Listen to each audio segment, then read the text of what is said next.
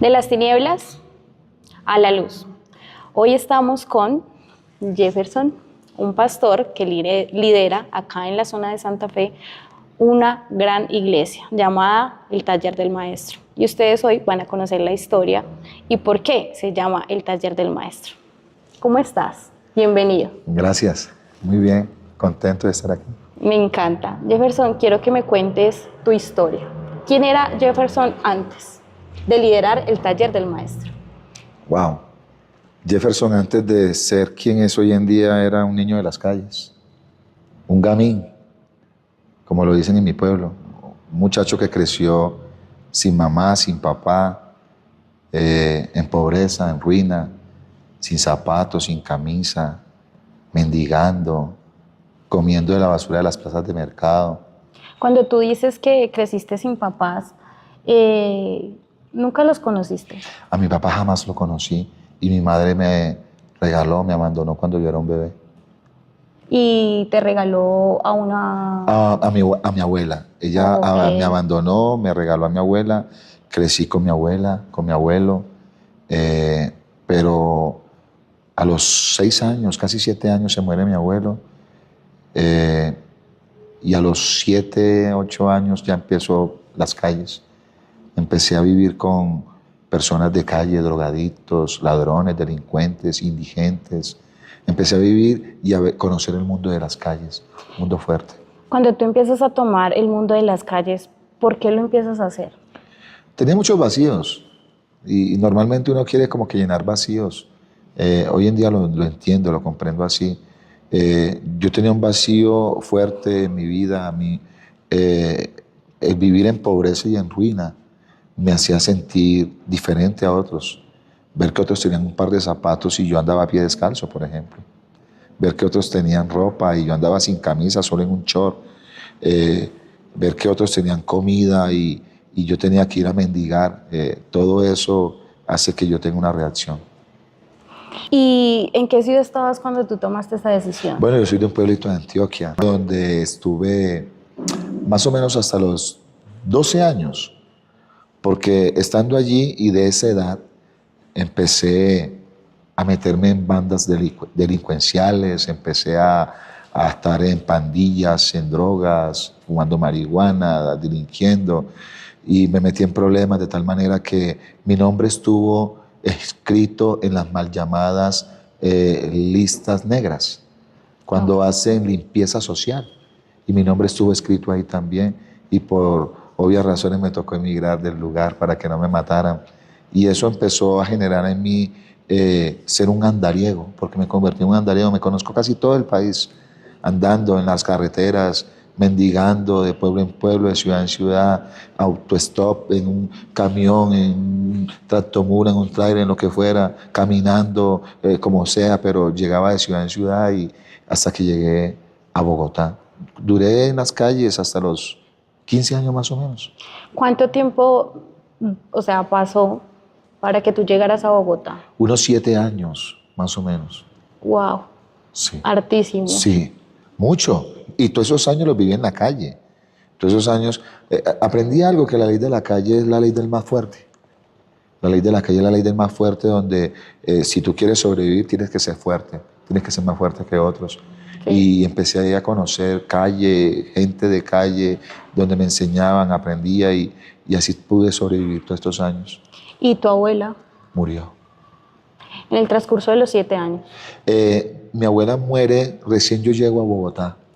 Y cuando yo llego a Bogotá sucede algo, y es que, antes de yo llegar a Bogotá, una persona en Armenia, antes de que sucediera una catástrofe en Armenia, cuando hubo un terremoto, sí, hace muchos años, y yo recuerdo que yo estaba unos meses antes allí en Armenia, en la plaza de mercado, estaba allí, pero yo estaba enfermo, estaba muy enfermo. Mi enfermedad era que tenía una muela infectada, se me había dañado, se me infectó la muela y por ende pues la cara se me hinchó y yo estaba ese día muy angustiado, muy adolorido. Me fui a acostar debajo de una silla de un parque y me quedé dormido, me drogué, fumé marihuana para que se me fuera el dolor y recuerdo que llegó un muchacho.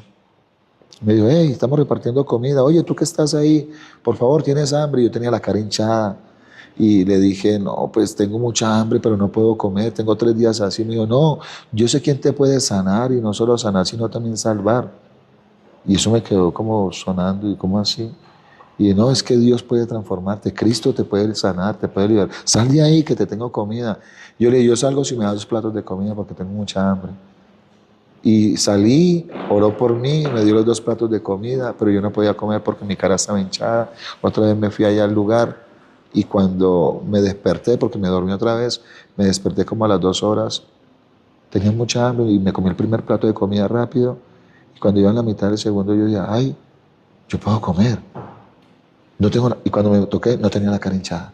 Se me había ido el hinchazón. Esa vez creí que Dios era real, poderoso. Bueno, tú nos dices que obviamente llega esta persona, te habla de Dios, hay un milagro. ¿Cómo te vas para un centro de rehabilitación? Empecé a cansarme de estar en la calle y empecé a cansarme de que fuera a un restaurante a mendigar las sobras de la comida, porque yo comía las sobras. Yo me paraba en la puerta de un restaurante y les pedía las sobras. Señor, mire, el huesito del pollo, el mulito, no lo bote, regálemelo, que al menos la puntita yo me la como, lo otro. Y mendigaba. Unos me daban, otros me trataban mal. En ocasiones me tiraron agua fría, en ocasiones me golpearon con el palo de la escoba, me decían palabras fuertes. Viví de todo, o sea, era tremendo. O sea, te Sí. cansaste de vivir en la calle. Me cansé y un día dije, yo no quiero ser más el indigente, el mendigo, el que ultrajan, el que humillan, el que todo el tiempo están despreciando. Yo quiero cambiar, yo me sentía ya como que no quería seguir más siendo el despreciado por todos. Y cuando tú decides cambiar, ¿cuántos años tenías ya? 15 años. Tenía 15 años, llegué a la calle del Cartucho, quise conocer la calle del Cartucho en Bogotá y en Colombia pues era lo más grande y allí llego de 15 años y empiezo una vida diferente porque me choqué con la gente que estaba allí y dije yo no quiero ser indigente como ellos. Yo le dije, Dios mío, cámbiame, por favor, cámbiame. Y me colocó en un lugar de rehabilitación donde empecé un proceso. Cuando llegaste obviamente a Bogotá, empezaste tu proceso de rehabilitación. Quiero que me cuentes cómo empezó el taller del maestro. Wow, Dios cambia mi vida, me transforma, me liberta de todo eso. Yo empecé el centro de rehabilitación por un año, estuve en un proceso y luego quedé trabajando en el centro de rehabilitación 4 años más. Ahora ya era líder. Entonces me di cuenta que yo podía como que liderar. Yo siendo un joven de 17 años tenía a cargo 40 personas y yo era el que mandaba. Yo era el líder, yo era el de la casa, yo era el que tenía las llaves, yo era el que tenía la autoridad con 17 años. Parecía una historia muy bonita a la historia del rey David, porque él siendo un jovencito ya lideraba. Luego, cuando paso mi tiempo de rehabilitación, de trabajo en ese lugar, conozco a alguien que hoy en día es mi esposa. Sí, porque sin mi esposa no creo que hubiera llegado hoy en día a hacer lo que es el taller del maestro. Ella es parte muy fundamental en mi vida también. Cuando ella llegó a tu vida, ella ya era cristiana. Ella sí, ella es cristiana desde niña. Wow. Es algo tremendo porque ella fue consagrada a Dios desde niña y yo desde niño en las calles, en la delincuencia. Ella no sabe bailar, ella no sabe fumar, ella no sabe tomar, ella siempre ha estado en la iglesia. Y yo vengo de... Son mundos opuestos, exacto, total. pero es lo que hace Dios. ¿Sí? Nos casamos y cuando nos casamos... bueno, la historia es muy bonita, que después la contaré como Dios me la dio, pero cuando nos casamos yo le pregunto a ella, ¿tú qué quieres ser en Dios? Y ella me dice, yo quiero enseñar, quiero tener una escuela, algo así. Y ella me pregunta, ¿y tú qué quieres? Y yo, no, pues yo quiero ayudar a todos los indigentes que se me atraviesen por el camino. Y entonces, yo, ok, entonces trabajemos juntos. Y así nació el taller del maestro. Así nació el taller del maestro porque con la visión que Dios nos dio, ella en la parte educativa y yo en la parte social con la gente de las calles. Y hoy en día nos fusionamos y así creció y así nació el taller del maestro como tal. Empezamos con 4 niños hace 12 años y empezamos con 10 personas la iglesia. Y hoy en día somos cientos de personas que se congregan en este lugar. Me encanta porque quiero que les cuentes a los que nos están viendo, para los que no saben, el taller del maestro, o sea, es algo, o sea, muy, muy grande, que trabajan con los niños hijos de madres vulnerables, de madres que están en la prostitución, que están en las drogas, niños que de pronto tampoco tienen a su papá y tampoco tienen a su mamá. Mira cómo te ha tocado Dios, de Sí. una manera increíble. El taller del maestro es una casa que él está ¿hace cuánto? ¿Cuánto estás acá? Wow, aquí llevo unos más de 15 años. Siempre he pagado renta en este lugar. Tenemos una escuela para 100 niños del sector, como acabaste de decir, niños hijos de prostitutas, delincuentes, ladrones, recicladores, los que retacan en la calle, los que venden en los buses, etc. Aquí tenemos promedio de 100 niños todos los días donde les damos alimentación y educación gratuita. Y tenemos un proyecto bien bonito de comprar el lugar, porque el proyecto es tener la escuela más grande del centro de Bogotá para 500 niños, gratuita, y que sean bendecidos los niños en este lugar. Porque hay muchos niños que, como dijiste, tienen una vida tremenda. Conocemos muchos casos críticos dentro de los niños que manejamos, y como vivimos tantas cosas ya y entendemos, por eso también ayudamos con muchas ganas a estos niños. Y pastor, ¿tú crees que tú estás cumpliendo el llamado de Dios? Dios me llamó a esto, es mi pasión como tal. Creo que soy restaurado para restaurar a otras personas, salvado para salvar a muchos también. Y si ustedes también quieren conocer un poco más de la vida del pastor, tiene este libro tan hermoso que se llama Salvado para Salvar. Acá nos escribe toda su historia, y para que ustedes sepan, de verdad es de admirar.